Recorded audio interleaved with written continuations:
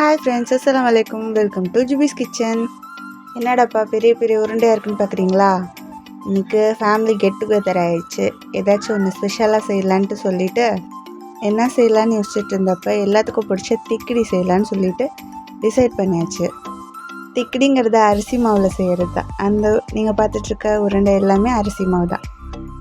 இட்லி அரிசியை ஊற வச்சு அதை அரைச்சிட்டு உப்பு தண்ணி சேர்த்து நல்லா பிசைஞ்சு ரொம்ப கொலன்னு இருந்துச்சுன்னா அதில் அரிசி மாவு வறுத்து சேர்த்து பிசைஞ்சு உங்களுக்கு பிடிச்ச ஷேப்பில் போட்டுக்கலாம்.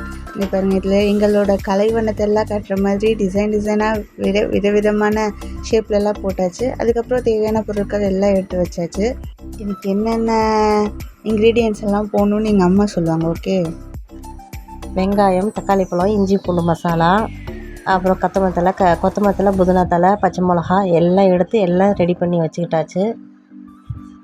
இன்க்ரீடியன்ட்ஸ் கொஞ்சம் தான், செய்கிறவங்களுக்கு தானே என்னென்னு தெரியும், நம்மளுக்கெல்லாம் செட் ஆகாது. எங்கள் வீட்டில் கெட் டுகெதராக இருந்தாலும் சரி, ஃபங்க்ஷனாக இருந்தாலும் சரி, பெரிய அடுப்பில் தான் செய்வோம். அதுதான் கட்டுப்படியாகும். எல்லாம் போட்டு எல்லாம் செஞ்சிட்டு இருந்தாங்க. நாங்கள்லாம் எங்கள் வேலையை பார்த்துட்டு இருந்தோம், அம்மா சமையல் வேலையை பார்த்துட்டு இருந்தாங்க. குட்டீஸ் எல்லோரும் கொஞ்சம் ஸ்கூலுக்கு போயிட்டாங்க, இல்லாட்டி அவங்களும் சேர்த்து வீடியோ எடுத்து போட்டிருக்கலாம். பிரியாணி செஞ்சாலும் சரி, இந்த மாதிரி திக்கடி செஞ்சாலும் சரி, தாளிக்கும்போது வரும் பாருங்கள் வாசம், அவ்வளோ செம்ம. அந்த மாதிரி தான் அப்பயும் செம்மையாக வாசம் வந்துட்டு இருந்துச்சு.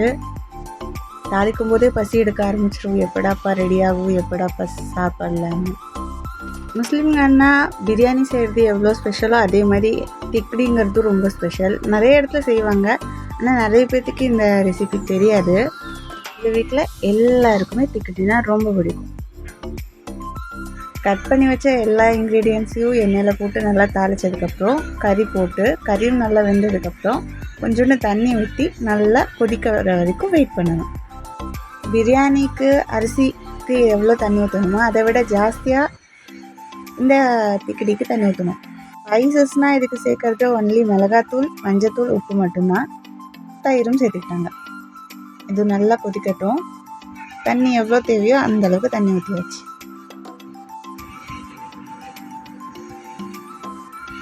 நல்லா கொதிச்சதுக்கப்புறம் நம்ம ஷேப்பாக போட்டு வச்சுருக்க அந்த அரிசி மாவு ஷேப் பண்ணி வச்சுருக்கோம்ல, அதை கொஞ்சம் கொஞ்சமாக சேர்க்கணும். எல்லாத்தையும் ஒட்டுக்கா போட்டால் கட்டி விழுந்துடும். அதனால ஒவ்வொரு பார்ட்டிஷனாக ஃபஸ்ட்டு கொஞ்சம் போட்டுட்டு வெயிட் பண்ணி கொஞ்சம் கொதிச்சதுக்கப்புறம் அப்புறம் கொஞ்சம் போட்டு அந்த மாதிரி போட்டிங்கன்னா ஒட்டாமல் சூப்பராக செம்மையாக ரெடி ஆகும்.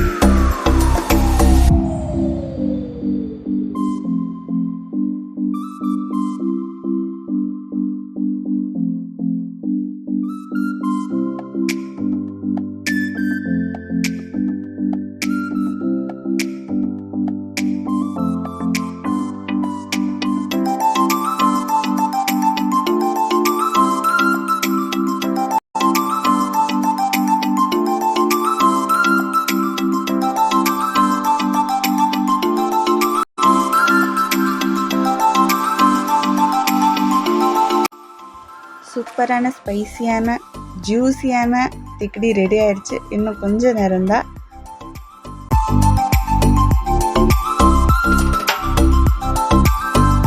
எஸ், பர்ஃபெக்டான திக்கடி ரெடி ஆயிடுச்சு.